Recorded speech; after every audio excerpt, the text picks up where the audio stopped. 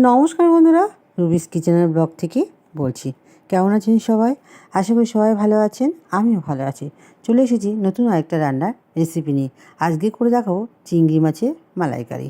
এই রেসিপিটা অবশ্যই তোমরা বাড়িতে একবার ট্রাই করবে, খেতে দুর্দান্ত হয়েছিল। আর যারা আমার চ্যানেলে নতুন আছো তারা কিন্তু অবশ্যই সাবস্ক্রাইব করে দেবে, সমস্ত রান্নার ভিডিও ব্লগ তোমরা পেয়ে যাবে। চলো রান্নাটা এবার দেখে নেওয়া যাক। প্রথমে চিংড়ি মাছগুলো ভালো করে ধুয়ে নুন হলুদ মাখিয়ে নিয়েছি। একটা কড়াই বসিয়ে দিয়ে আমি চিংড়ি মাছগুলো ভেজে তুলে নিয়েছি। আর এদিকে একটা পেস্ট বানিয়ে নিয়েছিলাম, কাঁচা লঙ্কা, কালো সর্ষে আর কাজু বাদাম দিয়ে একটা পেস্ট বানিয়ে নিয়েছিলাম। আর একটা পেস্ট বানিয়েছিলাম আদা রসুন পেঁয়াজ দিয়ে। পেস্ট বানিয়ে রেখে দিয়েছি। একটা কড়াই বসিয়ে দিয়েছি, তাতে গোটা গরম মশলা ফোড়ন দিয়ে যে আদা রসুন পেঁয়াজ যে পেস্টটা বানিয়েছিলাম টমেটো দিয়ে, সেটা দিয়ে নেবো পরিমাণ মতন, 3 চামচের মতন দিয়ে নিয়েছিলাম। দিয়ে ভালো করে নাড়িচাড়িয়ে কষিয়ে নিয়ে গুঁড়ো মশলা অ্যাড করবো। গুঁড়ো মশলা বলতে এখানে একটু লঙ্কার গুঁড়ো, হলুদ আর একটু জিরে গুঁড়ো দিয়ে নেবো।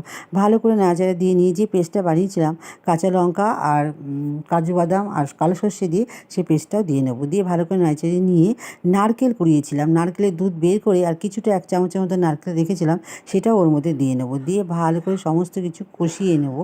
আর যে কোনো মশলা ভালো করে না কষালে মানে রান্না তুমি যতই ভালো করো না, খেতে ভালো হবে না। মশলা অবশ্যই কষানোর দরকার।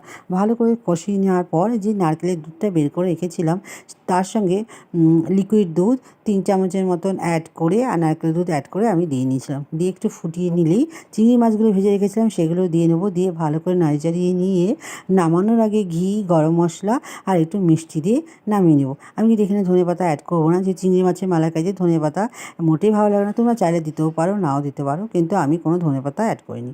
এই হচ্ছে আমার চিংড়ি মাছের মালাইকারি। ভালো লাগলে কিন্তু অবশ্যই তোমরা বন্ধুরা একটা লাইক কমেন্ট শেয়ার করে দেবে, আর বাড়িতে অবশ্যই একবার বানিয়ে দেখবে। আর হ্যাঁ, আমি যখন এটা নামিয়েছিলাম একটা পাত্রের মধ্যে, তখন কিন্তু ওপর দিয়ে একটু নারকেল কোড়া দিয়ে নিয়েছিলাম দেখতে ভালো লাগার জন্য। ঠিক আছে?